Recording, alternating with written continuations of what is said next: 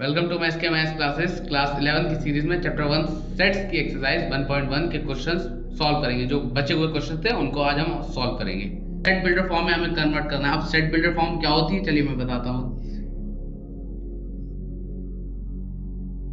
ये 3 6 9 12 इसकी is equal to set builder form में लिखना है, ठीक है।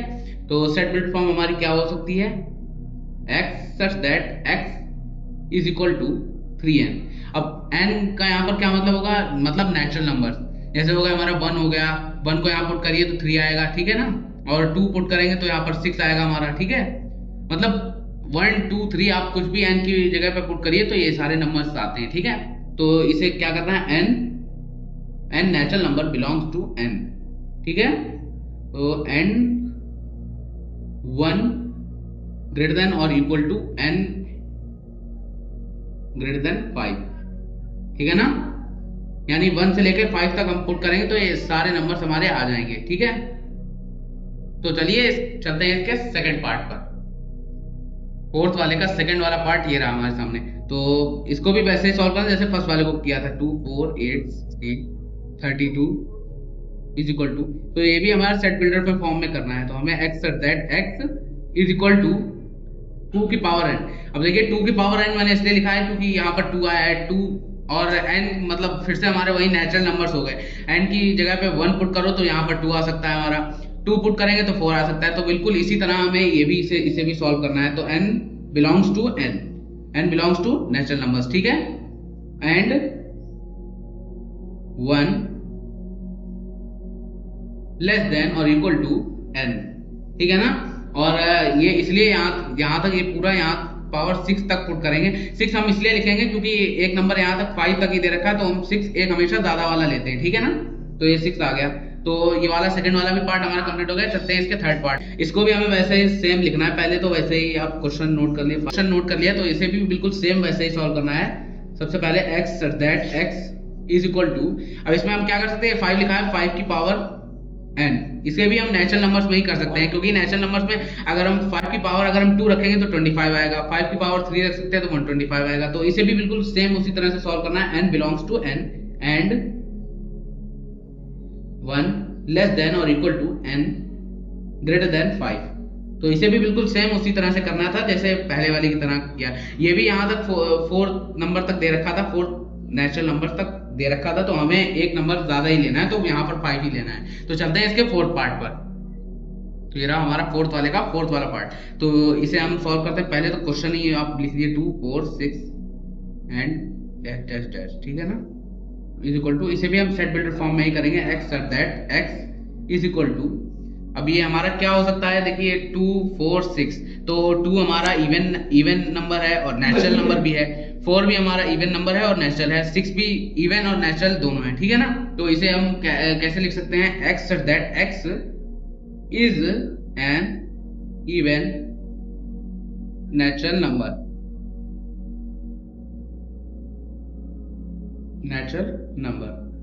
तो इसे भी बिल्कुल सेम वैसे ही करना था जैसे पहले वालों को करना था। बस इसमें ये दे रखा है 2 एंड 4 एंड 6 और डैश डैश डैश करके आगे तक मतलब जा रहा है, ठीक है ना। तो 2 हमारा इसे ऐसे पता कर सकते हैं, 2 हमारा जो है इवन है और नेचुरल नंबर भी है, 4 भी हमारा इवन है और नेचुरल नंबर है, 6 भी हमारा इवन है और नेचुरल नंबर है, ठीक है ना। तो x that x is N even natural number, ठीक है। ये हमारा हो गया इस वाले सवाल का आंसर हमारे सामने है। इसमें सबसे पहले तो आपको काम करना, क्वेश्चन नोट कर लेना है यहाँ पर 1 4 9 100, ठीक है ना।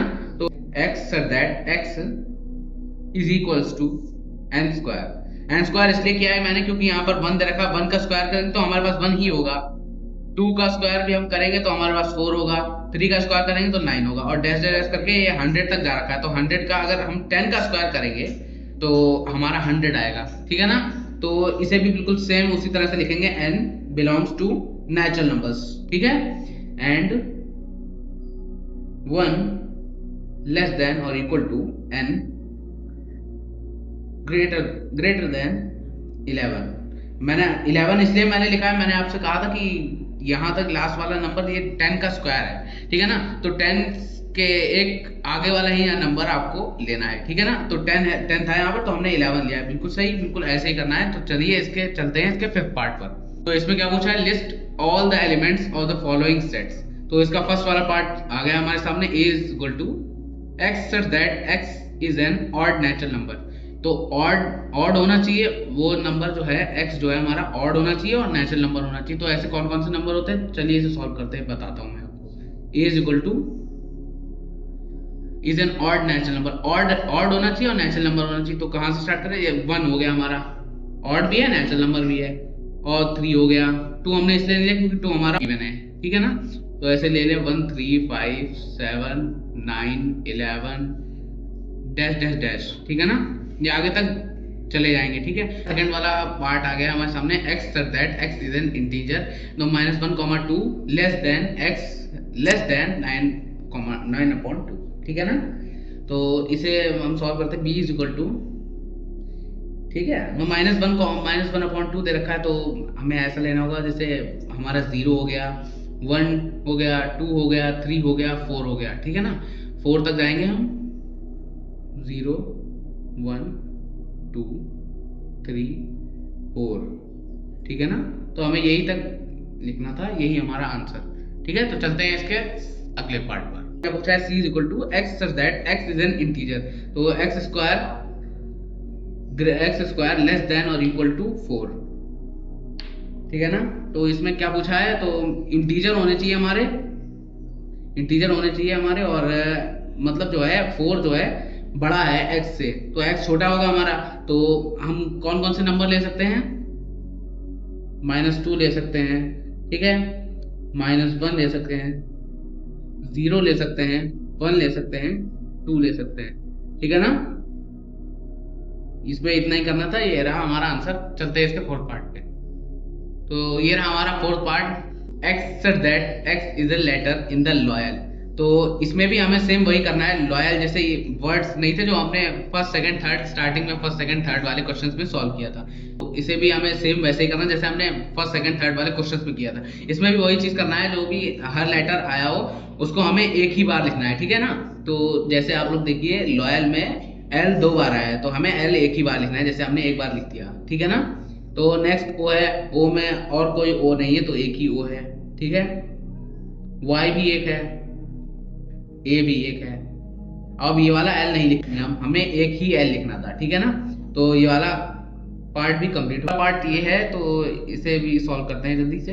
E is equal to x such that x is a month of a year not having 31 days, जिसमें 31 डेज ना हो, ऐसे महीने बताइए जिसमें 31 डेज ना हो। तो इसे भी हम लोग सॉल्व करते हैं। तो E इज इक्वल टू, अब भाई बताओ ऐसे कौन से महीने हैं जो जिनमें 31 डेज नहीं होते। पहला तो हमारा हो गया फरवरी, ठीक है ना, फरवरी हो गया। दूसरा हो गया हमारा अप्रैल,